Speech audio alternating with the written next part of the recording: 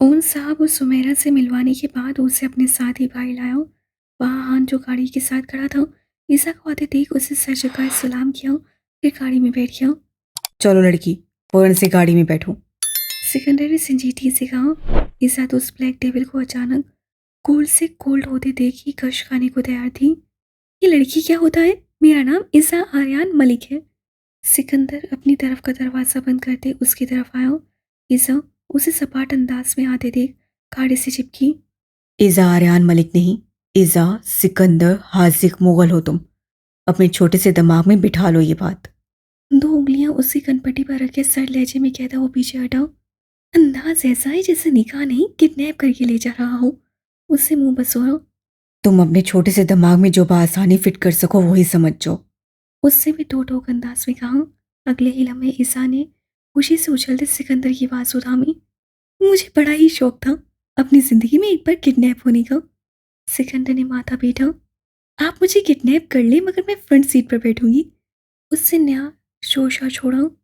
गाड़ी में बैठे अनहरा और यहाँ से अपनी हंसी कंट्रोल करना मुश्किल हो रहा था।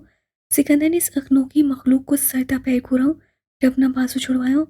अगर तुम नहीं चाहती कि मैं जालिम बनूं और तुम्हारी अकल टिकाने लगाऊं तो फौरन से गाड़ी में बैठ हो जाओ। उसके चेहरे पर गुर्रा कर कहते सिकंदर ने उसे गाड़ी में जबरदस्ती बिठाया और खुद भी बैठ गया। एक सवाल पूछूं आपसे?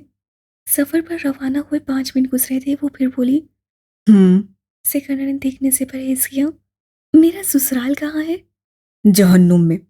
अल्लाह अल्लाह, इतने बुरे हैं आपके घर वाले कि जहन्नुम में ही ठिकाना लगा लिया। सिकंदर ने तेवरी चढ़ाई। ईसा ने दांतों तले लब दबाए। अनहरा ने बेसाख्ता हाथ होंठों पर रखा। अच्छा, सिर्फ इतना ही बता दे कि मेरे ससुराल में कौन कौन है ताकि मैं अभी से उन्हें पटाने की थोड़ी सी प्रैक्टिस कर लूं। सिकंदर ने गहरा सांस खींचा और उसको देखा। सिर्फ मैं हूं। मगर आपको तो मैं ऑलरेडी पिटा चुकी हूँ। सिकंदर की होरी पर उससे फराटे पड़ती जुबान लड़खड़ाई। वहीं एनी का कहका छूटा जिसका उससे फौरन से गला घूंटा। ईसा ने दांत निकाले। सिकंदर ने मोबाइल रखा, कोट उतारा, शर्ट के ऊपरी 2 बटन खोले, कफ खोल के फोल्ड किए, फिर उसकी कमर से पकड़े अपनी तरफ खींचा। ईसा जो उसकी हर कार्रवाई पागौर देख रही थी एकदम से सटपटाई। तुम्हें मेरे ख्याल से सो जाना चाहिए। कहते ही सिकंदर ने उसकी गर्दन की हसास रग को दबाया और बेहोश होती उसकी बाहों में झूल गई। क्या वक्त आ गया है। एक डेविल जिसके खौफ से दुनिया थर थर कांपती है, वो अपनी बीवी को खामोश नहीं करवा सका तो उसे बेहोशी कर दिया। आन ने सांस भर के कहा नाराजी। पता नहीं कौन सी मशीन फिट है इस लड़की में, इतना बोलती है मैं तो पागल ही हो जाऊंगा। सिकंदर ने दांत पीसे।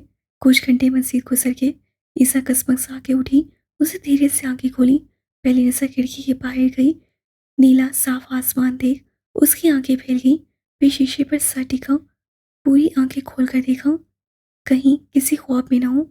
मगर वो हकीकत थी। वो इस वक्त सिकंदर की प्राइवेट जेट में थी। वो पलटी जहाँ सिकंदर थोड़ी तले हाथ टिकाए उसकी हरकतें देख रहा था। हम कहाँ जा रहे हैं हासिक? इतनी मासूमियत से वो सवाल आया कि सिकंदर का दिल उससे लड़ पड़ा। वो उसके मुंह से फिर अपने नाम की पुकार सुनना चाहता था। कितने अरसे बाद उसे किसी ने हासिक कहकर पुकारा था। उसे अपना नाम इतना प्यारा पहले कभी नहीं लगा था। बताएं ना, हम कहाँ जा रहे हैं? तुर्की जा रहे हैं। Wow, planet of love. Isa चहचहाई। सिकंदर ने बेसाख्ता उसकी सायराना मुस्कुराहट से नसें चुराई। वो सील बेल्ट खोल के उठी थी। उसी वक्त जेट का तवासन बिगड़ा और ईसा मुंह के बल गिरती सिकंदर ने उसे कमर से थामे अपने आगोश में लिया। ये कोई पार्क नहीं है जहां तुम सैर करने के लिए निकल पड़ी। चुपचाप अपनी जगह पर बैठ क्यों नहीं जाती। सिकंदर ने सख्ती से कहा। ईसा उसकी गोद में बैठी गले में अपनी बाहें डालती कंधे पर सर रखी आंखें मूंद गई। सिकंदर सा किस्सा हो गया। मालूम नहीं इस लड़की पर मेरी कोई बात असर क्यों नहीं करती। उसके गिर्द गिरफ्त मजबूत करते वो गुस्से से बड़बड़ाया। सास शुक्र का कलमा पड़ा कि उनकी प्राइवेसी बरकरार थी, वरना कोई उस गैंगस्टर को अपनी बीवी के हाथों काट का उल्लू बने देखता हंस हंस कर पागल हो जाता। तुम्हारी वो सीट है, वहां क्यों नहीं बैठती। सिकंदर उसे देखने से गुरेज बरत रहा था। अलबत्ता मुखालिफ जिन्स की मदम सांसें उसका तनफ्फुस जरूर बिगाड़ रही थी। आप हर वक्त गुस्सा क्यों करते रहते हैं? एहसास झुंझुलाई। मुझे गुस्सा बहुत आता है, मैं करता नहीं हूँ। अच्छा, कितना गुस्सा आता है आपको? उसकी मूछों को छूती हुई दिलचस्पी से पूछने लगी। इतना कि मैं तुम्हें उठा के इस जेट से नीचे फेंक दूंगा। मगर मुझे यकीन है मैं इतनी प्यारी हूँ कि आप ये गुनाह सरअंजाम नहीं दे सकेंगे। ईसा उसकी आंखों को छूती हंसी उसके मदम खंकार को अपने पास से सुनते सिकंदर ने उसकी तरफ नजरें फेरी। वो मोहब्बत पाश नजरों से उसे ही देख रही थी। सिकंदर की अलग में मासूम सी गिल्टी उभर कर गायब हुई, जिसे ईसा ने बागौर देखा। आप इतना गुस्सा क्यों करते हैं? आप जैसे शहजादे पर इतना गुस्सा नहीं जचता आसिक। वो वालहाना अंदाज में बोली। मुझे विरासत में मिला है इसलिए। मुख्तसरन कहा। ईसा ने मुंह बसोड़ लिया। उदास हो एनी? क्या नहीं होना चाहिए हान? उससे बाहर देखते सवाल किया। मुझे जिंदगी में पहली बार कोई ऐसा शख्स मिला था हान। वो आखिरी मर्द नहीं था इस दुनिया का। मेरे लिए था। सपाट अंदाज। मुझे तकलीफ हो रही है हान। जब वहाँ आर्यन मलिक को मालूम होगा कि जिसको उसने बेटी का दर्जा दिया उससे उसके साथ धोखा किया है, तो वो कितना हर्ट होगा। वो बहुत अच्छे इंसान है हान। उन्होंने मुझे बिल्कुल ईसा जैसी मोहब्बत दी थी। वैसी मोहब्बत मुझे मेरे सगे बाप ने भी कभी नहीं दी थी। हान ने बेसाख्ता उसे सीने से लगाया। तुम बहुत बहादुर हो एनी। मुझे यकीन है तुम इस बार भी बहुत जल्द मूव ऑन कर जाओगी। इंसान अपनी इकलौती मोहब्बत से कभी मूव ऑन नहीं कर सकता। मैं कभी उसे नहीं भूलूंगी। मैं उसके नाम को हमेशा अपने नाम के साथ जोड़ के रखूंगी। आंसू उसकी शर्ट को भिगो रहे थे। खान ने उसे पहली बार इतना कमजोर देखा था। ईसा मुसलसल 3 घंटे उसका सर खाने के बाद नींद की वादी में खो गई थी, जिस पर सिकंदर का बस चलता तो वो शुक्राने की नफल भी अदा करता, मगर वो हन्नूस उसके आगोश में सो रही थी। अपना कोट उठाकर उसके इर्द गिर्द लपेटते सिकंदर ने उसके वजूद को खुद में भींचा और आंखें मूंद लीं। भूख की वजह से उसकी आंखें खुली तो उसे सिकंदर को अपने सर के साथ माथा टिकाए सोते पाया। ईसा ने हाथ बढ़ाकर चेहरे से उसके बाल हटाए। खुद को किसी की नसों के आसार में कैद देख उसकी आंख खुली, जहाँ ईसा आंखों में मोहब्बत का जहां बसाए बिना पलके झपकाए उसे ही देख रही थी। सिकंदर उसकी लो देती मोहब्बत भरी नजरों से उकता रहा था। आसिक। खबरदार, अगर तुमने एक भी लफ्ज अपने मुंह से निकाला तो मेरा सर दर्द से फट रहा है। चुपचाप बैठी रहो वरना मैं बहुत बुरा पेश आऊंगा। ईसा जो उससे अपनी भूख का बताने लगी थी, उसके इतने सख्त लहजे पर दिल में टीस सी उठी, मगर फिर उससे अपने गर्म हाथ सिकंदर के माथे पर रखे और उसका सर दबाने लगी। सिकंदर ने झट से आंखें खोली और सुर्ख नजरें उसकी आंखों में गाड़ दी। तुम्हें समझ नहीं आती मेरी एक बार कही बात। आखिर क्या भला हो तुम? सिकंदर ने अब गुस्से से कहा तो ईसा पल को सहम गई। वो रूप, वो बर्फ की मानिंद लहजा नया था उसके लिए। उठो और अपनी जगह पर जाके बैठो, और अब मुझे तुम्हारी आवाज ना आए। ईसा का दिल दुखा, हरी नजरों से उसे देखती चुपचाप अपनी सीट पर बैठ गई और रुख मोड़ लिया। उसे तकलीफ ने आन घेरा, पर कठोर बना वो रुख मुड़ गया। ईसा की खामोशी और यूं चुपचाप वहां जाके बैठ जाना उससे पूरी तरह चुप रहा था। शाम के साए गहरे हो चुके थे। हर तरफ तारीकी फैल चुकी थी। मलिक विला पर जो क़यामत टूटी थी उसे सबको तोड़ के रख दिया था। वो सब इस वक्त बड़े से लाउंज में जमा थे। आयाम तो जैसे उस खबर पर पागल हो गई थी। डॉक्टर ने उसे बेहोशी का इंजेक्शन लगाया था। सुमेरा बेगम अपने कमरे में ढाल सी बिस्तर से लग गई थी। बड़े खामोश हो गए थे तो छोटे सहम से गए थे। 2 बार सुमेरा बेगम के पास थी, जबकि सारा हयाम के रूम में थी। हॉल के वस में रखे सोफे पर वो सर हाथों में गिराए शिकस्त होता सा बैठा था। उसे यकीन नहीं हो रहा था जिंदगी ऐसे भी पलटा खाती है। वो बस रोया नहीं था, क्योंकि उसमें अभी एक उम्मीद बाकी थी। वो उम्मीद जो एक राज थी, ऐसा राज जो सदियों से सिर्फ आर्यन मलिक तक महदूद रहा था, मगर अब शायद सबको मालूम होने वाला था। उन पर छाया सकता नताशा की भराई आवाज से टूटा। आर्यन अंकल, मुझे माफ कर दे। मैं आपकी इज्जत की हिफाजत नहीं कर सकी। उसके हाथों को थामे वो शिकस्त सोचा लहजे में बोली थी। सब कुछ जानते हुए भी मैं उस जेबिल को इज्जत तक पहुंचने से नहीं रोक सकी। जहाँ सब मलिक विलाप वाले उसके रोने से मज़ीद तकलीफ महसूस कर रहे थे, वहीं उसके अगले जुमले पर वो तमाम लोग हैरत का शिकार हुए। किस जेबिल की बात कर रही हो तुम नताशा? मलाइका के सवाल पर उसकी हिचकी बंद गई तो अहमद जो पीछे खड़ा था आगे आया। वही डेविल जिसने आज ईजा से निकाह किया है। सिकंदर हाजिक मुगल। मैं और नताशा जानते थे कि वो ईजा मैडम के लिए पाकिस्तान आया है। वो सब दम बहुत रह गए। इतनी बड़ी हकीकत छुपाई तुमने हमसे नताशा? मलाइका की आवाज़ धीमी पड़ गई। हमें मिशन मिला था मलाइका मैम। मैं और नताशा उस मिशन में साथ काम कर रहे थे। एक नई हकीकत, और अब मुरसलीन शाह जो खामोशी से सब सुन रहा था उसके ज़हन ने बिला इख्तियार सारे पुराने तार जुड़ने शुरू हो कर दिए। वो हैरतअंगेज़ सा नताशा को देख रहा था, जो सर झुकाए मुजरिमों की तरह बैठी थी। किसने दिया था तुम्हें ये मिशन? फैसल ने सवाल किया। आर्यन सर ने। अहमद ने उनके सर पर धमाका किया। सब हैरत की अथाह गहराइयों में डूब गए। हमजा, वकास, फैसल और मलाइका उसकी तरफ बढ़े। ये क्या कह रहा है अमर? हमें बताएं भाई, ये क्या राज है जो आपने हमसे अपनी टीम से भी छुपाया? हमजा ने शिकवा किया। आप जानते थे भाई हमारी शहजादी मुसीबत में है, फिर भी आपने कुछ नहीं किया। आखिर क्यों भाई, क्यों? फैसल ने रोते हुए उससे शिकवा किया। शाहजहा ने आगे बढ़कर उसे संभाला। आर्यन, खामोश क्यों हो? जवाब दो। ये सब जानते हुए भी कि वो डेविल जिससे हमारी बेटी को खतरा है, वो यही मौजूद है। तुम इतने इत्मीनान से कैसे बैठे रहे, कैसे? मलाइका की आवाज़ ऊंची हुई तो आर्यन ने सपाट नसें उठाकर उन्हें देखा। वो खतरे में नहीं है मलाइका, बेफिक्र हो। सपाट अंदाज में कहते हुए सर झुका गया। मलाइका का दिमाग ही घूम गया। उसकी जान से अजीज बेटी किडनैप हुई थी और बोल रहा था कि वो खतरे में नहीं है। क्या पागल हो गए हो तुम? आर्यन, बोल क्या रहे हो? जानते हो ईसा किडनैप हुई है, हमारी बेटी को हमसे छीन कर ले गया है कोई, और तुम बोल रहे हो वो खतरे में नहीं है। Are you in your senses? Malaika Siddiqui ने जिंदगी में पहली बार आर्यन मलिक के सामने ऊंची आवाज़ की थी। वहाँ सिचुएशन मजीद बिगड़ रही थी। मलाइका हंसियानी अंदाज में जी रही थी। वकार और हमसा से वो कंट्रोल नहीं हो रही थी। वो जवाब चाहती थी, मगर आर्यन मलिक तो जुबान पे कुफल लगाए बैठा था। ये सब क्या हो रहा है भाई? खुदा का वास्ता जवाब दें हमें। बताएं क्या हकीकत है। आपको भाभी की कसम। फैसल मिंतू पर उतर आया। अयाम की कसम पर आर्यन ने सुख लहू छलकाती नसें उठाई। वो एक गैंगस्टर है, मगर ईसा के लिए वो उसका पर्सनल बॉडीगार्ड है। आर्यन ने चुप कर रोसा तोड़ा और जो जुमला कहा उस पर वहाँ सन्नाटा छा गया। वो मजीद बोला था।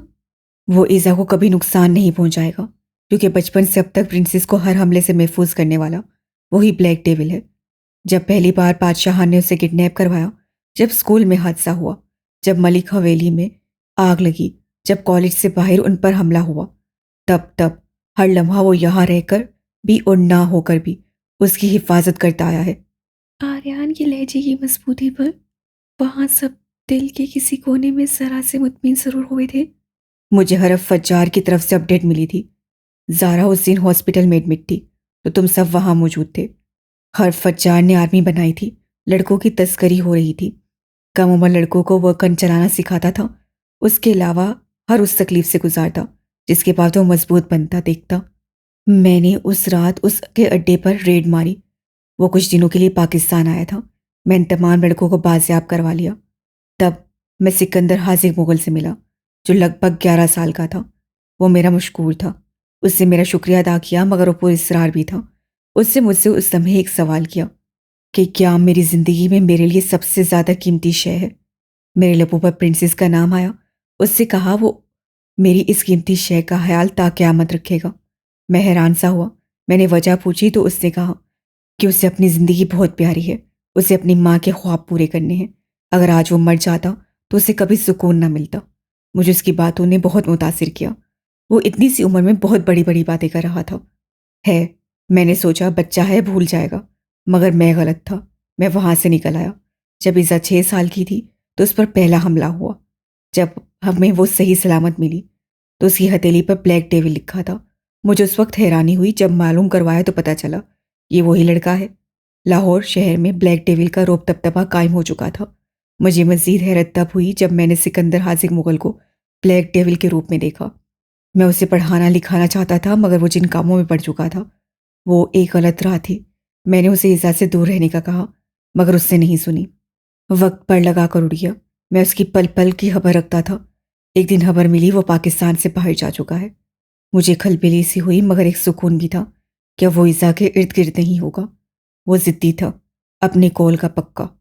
मुझे कभी उसकी तरफ से कोई परेशानी नहीं रही थी, क्योंकि मुझे यकीन था वो डेविल के भेस में छुपा एक आम इंसान ही है।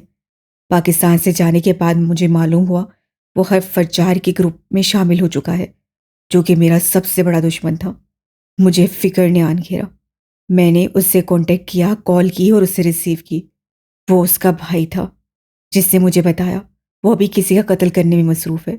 मैंने यूं ही पूछ लिया तो उसने कहा हरफ फज्जार ने पाकिस्तान अपना बंदा भेजने की कोशिश की, बस उसे ही ठिकाने लगा रहा है।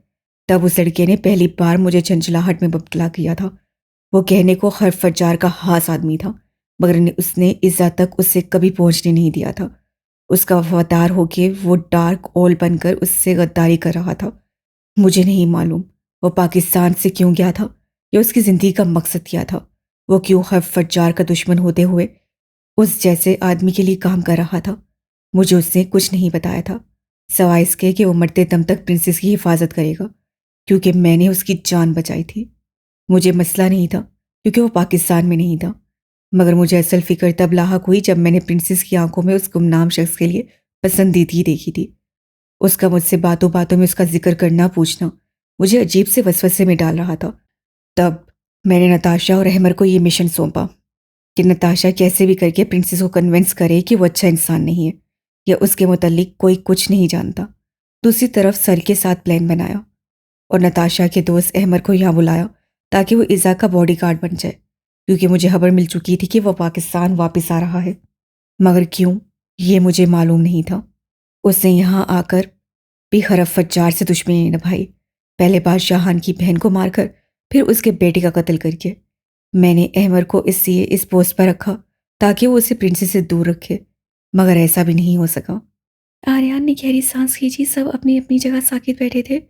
वो उसे एक हराश भी नहीं आने देगा, मैं जानता हूँ, मगर उसने आर्यन मलिक की दी इमानत पे खयानत की है। मुझे सिर्फ इस बात का गुस्सा है, और उसने ऐसा क्यों किया इस बात का जवाब उसे देना होगा। मगर वो अभी है कहाँ, और उसने इज़ा से निकाह क्यों किया है? और क्या होगा अगर उस जेविल ने आपको धोखा दे दिया और हमारी शहजादी को उसने हरब के हवाले? बोलते फैसल की आवाज़ अड़खड़ाई थी। अगर उसे ऐसा करना होता तो उसी दिन कर लेता जब ईसा 6 साल की थी। फैसल, परेशान नहीं हो तुम सब, मैं बहुत जल्द अपनी प्रिंसेस को वापस ले आऊंगा। और हयाम, उससे क्या कहोगे?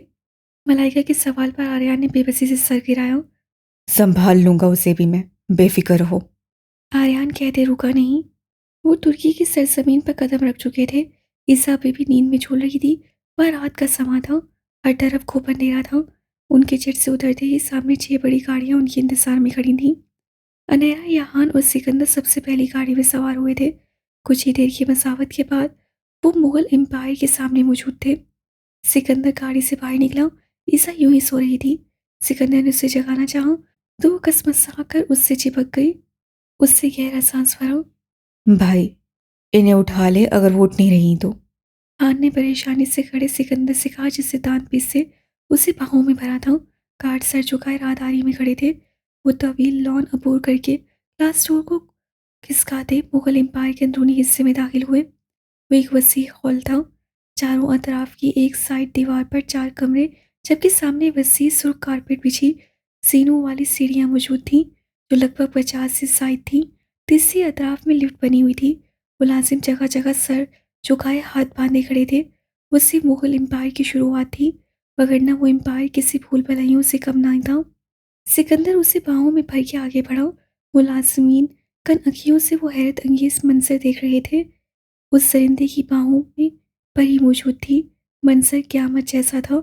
उसके काले लंबे कर्ल बाल सिकंदर की बाजुओं से नीचे लटक रहे थे। सफ़ेद फ्रॉक पाँव से नीचे ढलका हुआ था। वो इंतहाई नाजुक सी छोटे छोटे तीखे नकोश की मालिक लड़की क़यामत है हुसन से नवाजी गई थी। सिकंदर हासिक मुगल अपनी रियासत का शहंशाह तस्वुर था। इज़ा आर्यन मलिक उसी रियासत की मलका तस्वुर हुई थी। मगर क्या वो परी रास्ता भटक गई थी या उस परिंदे ने कैद कर लिया था? वो इतनी मासूम दिखने वाली अप्सरा उस गैंगस्टर की दुनिया में कैसे आ सकती थी? ये तो नामुमकिनियात में से था। उन 2 अलग अलग मुल्कों में रहने वालों को किस्मत ने एक मंजिल पर ला खड़ा किया था। अब देखना ये था कि उन्हें जिंदगी और किन रास्तों पर लेकर जाती है। हवा वो कांटे भरे रास्ते होंगे या जिंदगी उनसे मजीद आजमाइश नहीं लेगी। रात काफ़ी हो गई थी। वो ईसा को अपने रूम में बेड पर सुला आया था। खुद वो कुछ ज़रूरी काम निपटा कर वापस आया तो वो अब भी गहरी नींद के मज़े ले रही थी। सिकंदर ने अपने कमरे को देखा। उस बड़े से वॉल फर्निश कमरे में हर चीज़ ब्लैक रंग की थी। उस जहाज़ी साइज बेड के करीब आते उससे बिना पल के चिपकाए लिटिल एंजल को देखा। बोलती हो तो ऐसे जैसे किसी ने तुम्हारी चाबी फेर दी हो। और चुप होती हो तो? सिकंदर ने उसके चेहरे से बाल हटाते गहरी सांस खींची। तुम्हारे दिल को लुभाती आवाज़ और मधम हंसी की खनक सुनता हूँ तो दिल किसी और ही लेप पर धड़कता है, मगर तुम्हारी खामोशी उतनी ही जानलेवा है लिटिल एंजल। मैंने थोड़ी देर खामोश रहने को कहा था, तुमने खामोशी का लिबादा ही ओढ़ लिया। इस पर तुम्हारी ही बेखबर नींद। दिल करता है तुम्हें उठा के किसी ऐसी जगह छोड़ाऊं जहां तुम रहो तो मेरी दस्तरस में, मगर तुम्हारी ये सहरंगेज आवाज़, तुम्हारी बातें मेरे कानों तक न पहुंच सके। तुम्हारी शरारतें और ये तुम्हारा दिल नशीन सरापा मेरे वजूद से दूर हो जाए, क्योंकि तुम मुझे मेरे मकसद से भटका रही हो और इसके लिए मैं तुम्हें माफ़ नहीं करूँगा। मदम सरगोशियों पर वो उठी तो सामने सिकंदर को देखकर सचस फंसी हुई। मुझे भूख लगी है, अगर आपका देखना खत्म हो गया हो तो कुछ खाने के लिए ला दे, मैंने सुबह से कुछ नहीं खाया। उसे चिताने वाले अंदाज में कहा। सिकंदर ने हैरत से उस लड़की को देखा जो उसे हुक्म दे रही थी, मगर फिर परेशान भी हुआ। तुमने सुबह से कुछ नहीं खाया, पहले क्यों नहीं बताया मुझे कि तुम्हें भूख लगी है? सिकंदर ने शिकवा किया। यही बताने वाली थी जब मुझे डांट कर खुद से दूर कर दिया। वो उससे से लपेट की।